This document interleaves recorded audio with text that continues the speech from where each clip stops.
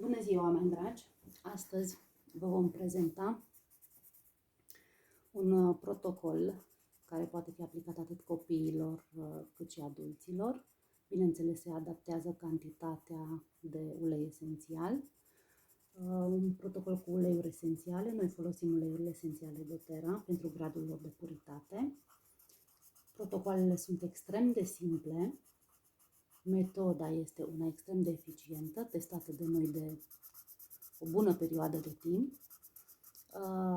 O folosim mai mult pentru prevenție, iar pentru că este vorba de un copil, adaptăm cantitatea uleiului esențial vârstei. Da? Iris are 7 ani.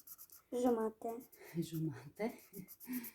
Astfel încât, dacă Boy Truman propune în broșura sa, propune o cantitate de 4-6 picături pentru adult, noi vom folosi 2-3 picături pentru un copil.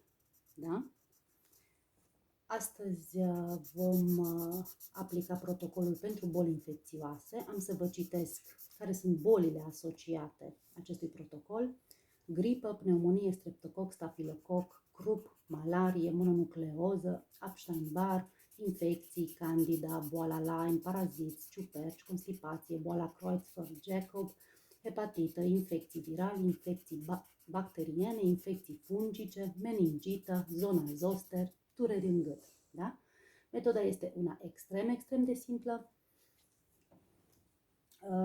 Aproape toate protocoalele încep cu aplicarea tămâiei și vom urma pașii exact ca și în broșură.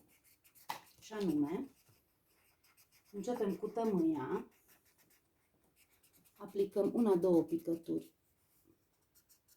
pe spate și dăm la mirosit.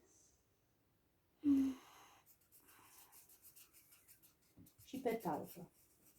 De ce pe spate și pe talpă? Pentru că acolo există un conglomerat, să zic așa, de terminații nervoase energetice. Da? Cei care au mai făcut reflexoterapie știu ce puncte sunt în talpă, în palmă și cum pot fi stimulate anumite funcții ale organelor din aceste locuri.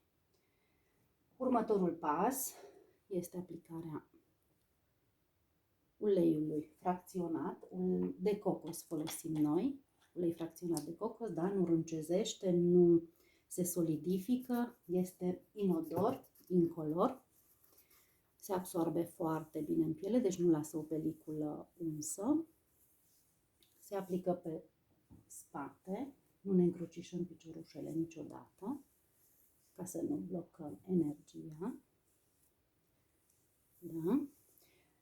Uleiul purtător are rolul de a asigura permeabilitatea tegumentară, da? Iar unele uleiuri esențiale care se utilizează sunt uleiuri fierbinți, hot, pot să provoace sensibilitate tegumentară. Tocmai pentru asta ele sunt diluate cu ulei de vegetal, ulei purtător. Uleiurile esențiale sunt volatile, iar uleiurile vegetale nu sunt volatile. Da? Primul ulei al doilea ulei, în total vom folosi 9 uleiuri, este oregano, se aplică pe coloană, punem 2 picături, 2. Vom face puțin mai alert ca să nu păținem mult, dar în mod normal se aplică cu mișcări blânde. Este un moment de conexiune între cele două persoane care participă la această acțiune, să zic așa. Da? Mișcările totdeauna sunt circulare, de la baza coloanei spre partea superioară a spatelui. Așa. Următorul ulei este cimbru, tot așa 2 picături. La adulți se pot pune, am spus, 6, chiar și 8 au fost situații când am aplicat.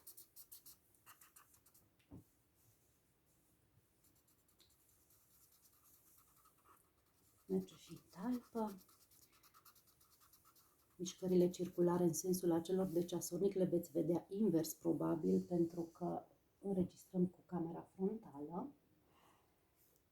După cimbru urmează onguardul, amestecul pentru imunitate, tot așa 2 picături. Dacă se întâmplă să curgă mai multe, nu ne impacientăm. Da? Punem în talpă.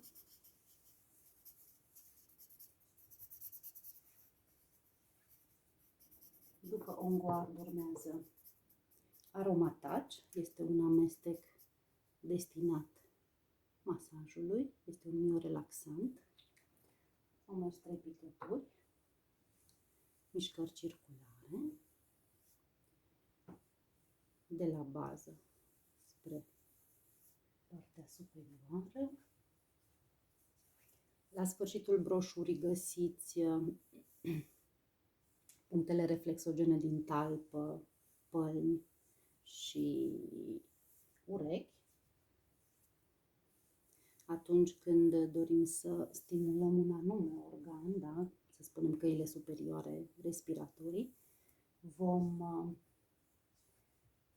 insista mai mult în talpă, în acea zonă, da? La degețele. Următorul ulei este lemongrass, lămâița. 2 picături de lămâiță. În cazul în care se resimte o ușoară senzație de gusturime, atunci se mai aplică ulei vegetal, ulei purtător, cărăuș, da? Așa, melaleuca, arborele de ceai, un foarte bun antiviral.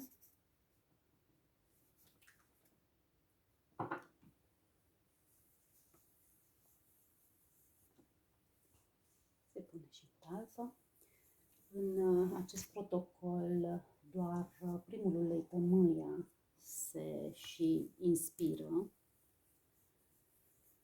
dar sunt alte protocoale la care fiecare ulei, când este aplicat, este și inspirat de persoana respectivă. Da? Arbor vitae sau tuia.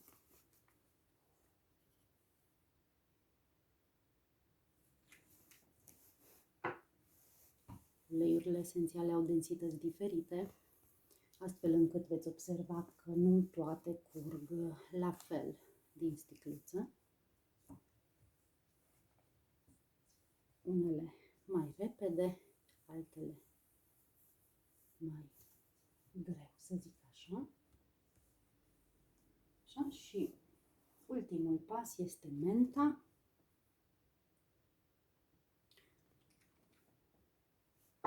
După încheierea procedurii de aplicare, acoperiți persoana respectivă. Puteți, sau mă rog, noi facem, mai ales în perioada asta de dinainte de școală, de dinainte de provocările sezoniere, da? Facem această procedură cam de 2 ori pe săptămână. Acum am aplicat protocolul pentru boli infecțioase. Săptămâna asta, la început, am aplicat protocolul pentru sistemul respirator. Așa, să ne fie de sănătate. Toate cele bune! La revedere!